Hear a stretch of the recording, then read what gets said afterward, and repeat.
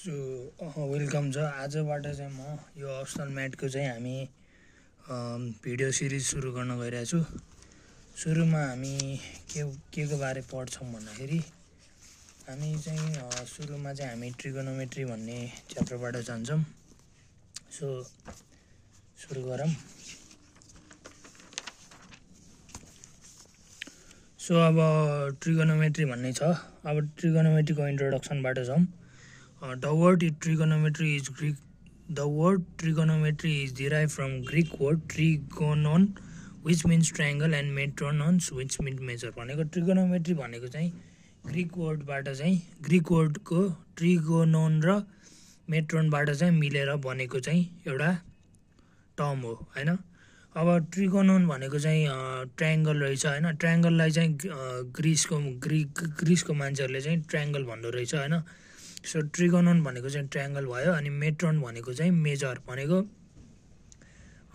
ट्रिगोनोन plus matron गरेर trigonometry भयो। Trigonometry भनेको के भन्दाखेरि अब ट्रिगोनोमेट्री भनेको चाहिँ एउटा ब्रान्च अफ म्याथमेटिक्स हो which deals with the measurement of triangle. भनेको ट्रिगोनोमेट्री भनेको चाहिँ म्याथमेटिक्सको ब्रान्च भयो जसले चाहिँ ट्रायंगलको मेजरमेन्टसँग चाहिँ डिल गर्ने भयो हैन। Nowadays trigonometry is used in engineering, survey, robotics, astronomy, geology। भनेको अब आजभोलि अब हाम्रो एज भनेको मोडर्न एज भइसकेको छ हैन। मोडर्न एज भइसकेको छ हाम्रो आजभोलिको एज। अनि यसमा चाहिँ अब ट्रिगोनोमेट्री चाहिँ अहिले इन्जिनियरिङहरुमा पनि युज हुन्छ हैन। अब डाटाहरु लिनु पर्यो, हामीले साइटमा सर्वेहरु गर्नु पर्यो हैन। सर्वेहरु गर्नु पर्यो, डाटा रफ क्याल्कुलेसनहरु निकाल्नु पर्यो नि त। सो त्यसको लागि चाहिँ हाम्रो ट्रिगोनोमेट्री युज हुने भयो। अनि अहिले चाहिँ रोबोटिक्सको लागि पनि युज हुने भयो। अब कुन टाइममा के गर्ने हैन, रोबोटिक्स चाहिँ कसरी हामीले गर्ने हैन, हामीले रफ आइडिया निकालेर चाहिँ हामीले क्याल्कुलेट गरेर चाहिँ हामीले बनाउँछौँ नि त। त्यो चाहिँ रोबोटिक्सलाई पनि काम गर्ने भयो। एस्ट्रोनोमी भनेको चाहिँ अर्थ भन्दा बाहिरको चाहिँ स्टडी गर्ने, चाहिँ स्पेसको बारे स्टडी गर्ने। अनि अब त्यो स्टारहरु भयो हैन, यताउति हाम्रो अर्थ भन्दा चाहिँ बाहिरको चाहिँ स्टडी गर्नेले चाहिँ हामी एस्ट्रोनोमी भन्छौँ हैन। त्यसको लागि पनि हामीलाई रफली हामीलाई क्याल्कुलेसन गर्न चाहिँ हामीलाई अब हामी स्पेसमा जानु पर्यो अरे, अब हामीले रफली चाहिँ क्याल्कुलेट गरेर जानुपर्छ हैन। सो त्यो चाहिँ हाम्रो फ्रुटफुल हुन्छ हैन। अब जियोलोजी छ। जियोलोजी भनेको चाहिँ के भन्दाखेरि हैन, जियोलोजी भनेको चाहिँ स्टडी अफ रक्स भनेको रकको चाहिँ स्टडी गर्न, रक र यसको ल्यान्डफर्महरु चाहिँ स्टडी गर्न चाहिँ जियोलोजी हुन्छ। यसको लागि यसमा पनि हाम्रो ट्रिगोनोमेट्री चाहिँ एकदम इम्पोर्टेन्ट छ हैन। सो अर्को टपिक छ हाम्रो मेजरमेन्ट अफ एंगल्स। यहाँ हेर्न सक्नुहुन्छ हैन।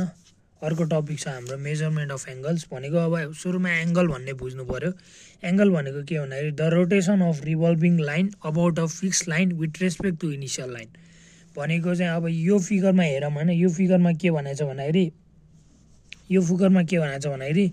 ओएक्स भनेको चाहिँ इनिशियल लाइन हैन, सुरुको लाइन ओएक्स भयो। यो अब एक्स एक्सिस वाइ एक्सिस हैन, त्यो त हामीले बनाउन सकिहाल्छौँ हैन। अब ओएक्स भनेको चाहिँ इनिशियल लाइन हो रे। र रिभल्भिङ लाइन ओपी भनेको चाहिँ मुभ हुने रहेछ हैन। ओपी भनेको त रेडियस भयो नि त।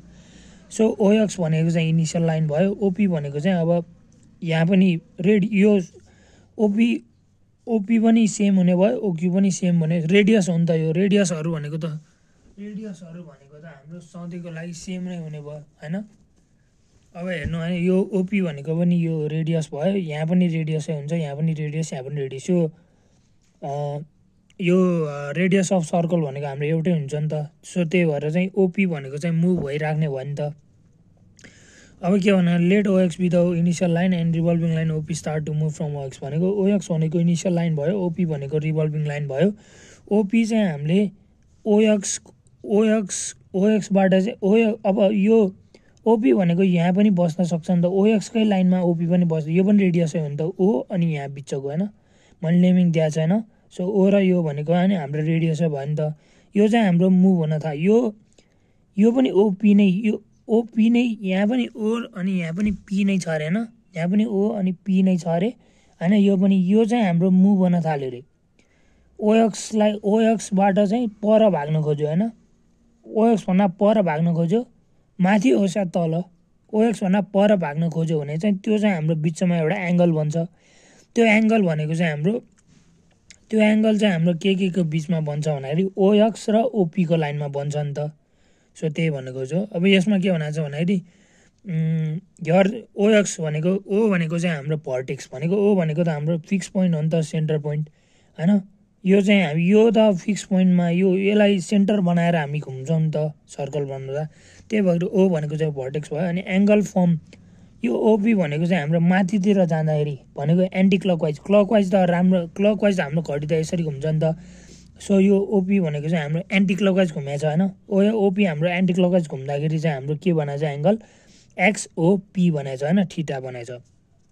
अब अर्को के बनाएको छ भन्दाखेरि हाम्रो यो फिगरमा हाम्रो हेर्दाखेरि ओक्यूबाट पनि एउटा एङ्गल बनाएको छ नि त। अब के भनेको छ भने if revolving line rotates about a fix point O in the clockwise direction the angle form is negative भनेको एडी चाहिँ अब यसमा ओपी अथवा ओपी नै भने पनि हुन्छ के होइन। यो ओपी भनेको चाहिँ हाम्रो यो जस्ट बुझाउनलाई सजिलो होस् भनेर मात्र नेमिङ गरेको हो होइन बुकमा चाहिँ। अब यो ओपी चाहिँ हाम्रो एन्टी क्लकवाइज घुमेको छ होइन, त्यसले चाहिँ एउटा थीटा भन्ने पोजिटिभ एङ्गल बनाएको छ भन्दाखेरि यो ओक्यू भनेको चाहिँ हाम्रो क्लकवाइजमा घुमेको छ, त्यो भनेको चाहिँ हाम्रो नेगेटिभ एङ्गल चाहिँ बनाएको हुन्छ होइन। अनि अर्को के भनेको छ भन्दाखेरि if the P is reflected on X axis the image is P dash then XOP equal to theta and XOP dash equal to minus theta भनेको यदि हामीले अब यो एक्स ड्यास वाइ ड्यास छ होइन। अब हामीले चाहिँ यो पीलाई चाहिँ हामीले एक्स ड्याससँग हामीले रिफ्लेक्ट गरिदिन्छ। हामीले त्यो यस्तै उमा पनि पढाएको थियो नि त हामीले स्ट्याटिस्टिक्स कि के होमा होइन, त्यो हामीले इमेज निकालेर के गरेछ हामीले गरेछौँ नि त। त्यही अनुसार हामीले रिफ्लेक्ट गरिदियो भने पी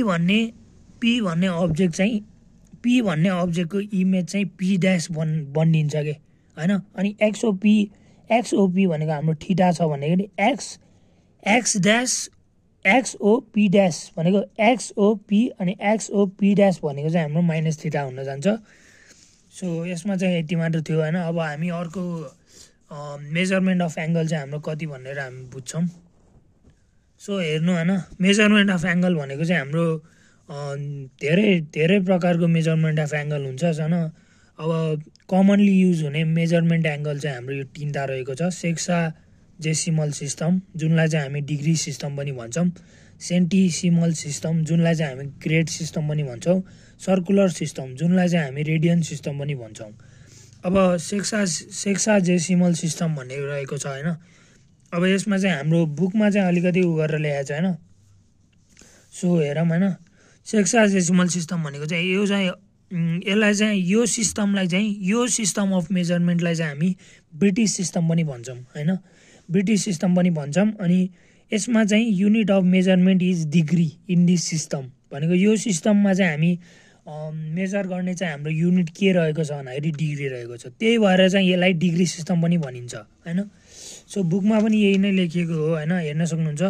अब यो बुकमा चाहिँ यो मैले जुन यो लेखेँ नि यो वान राइटिङल योवाला न्युमेरिकल पार्ट लेखेँ नि, यसलाई चाहिँ बुकमा चाहिँ हाम्रो थ्योरी पार्टमा पनि हामीलाई बुझाएको छ। यो चाहिँ म अहिले भनिदिन्छु होइन। यो चाहिँ अब थ्योरी पार्टमा यसो बुझाउनलाई मात्रै लेखायो, बुकमा पनि हाम्रो चाहिँ न्युमेरिकल टर्ममै गराएछ गर्न त होइन।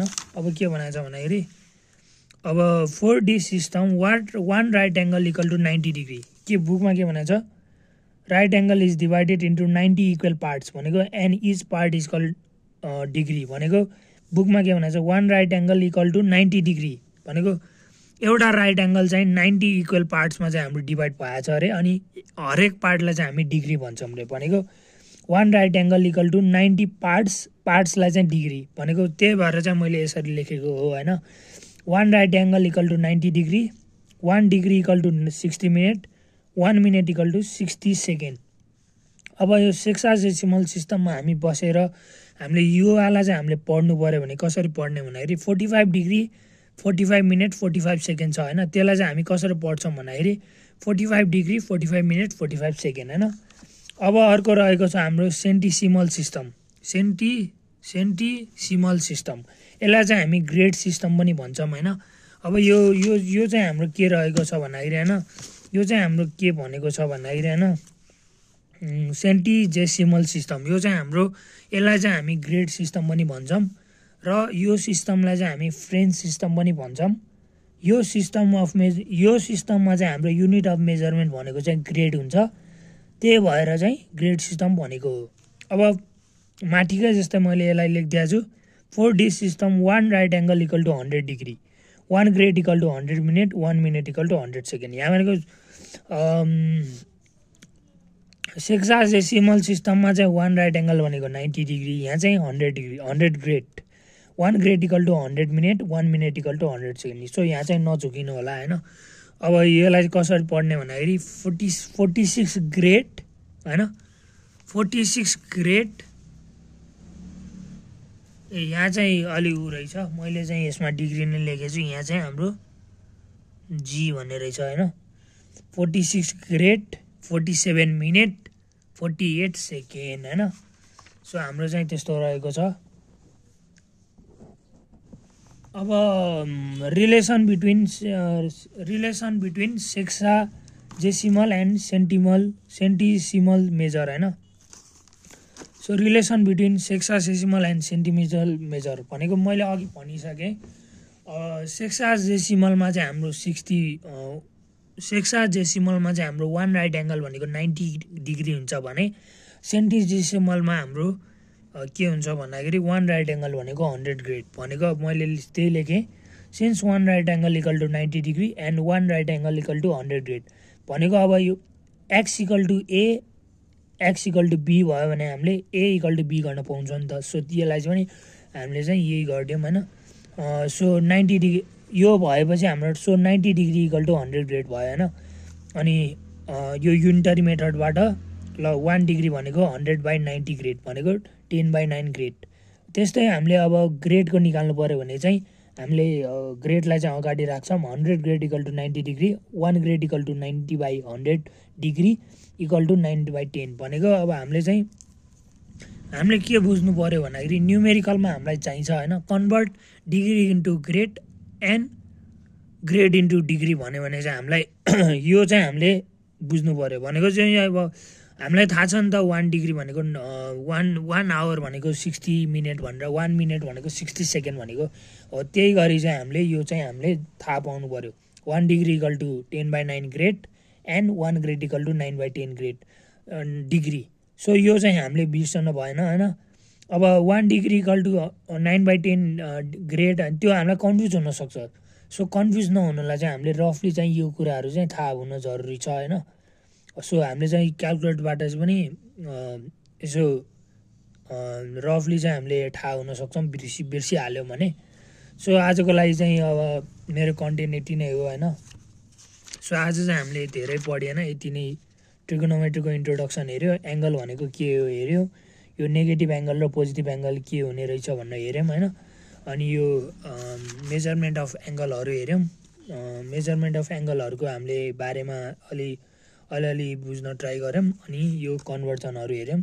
सो इक्जामको लागि चाहिँ अब राम्ररी पढ्नु होला, अल द बेस्ट होइन। सो आजको लागि चाहिँ कन्टेन्ट यति नै गरेर म चाहिँ बिदा माग्न चाहन्छु। धन्यवाद।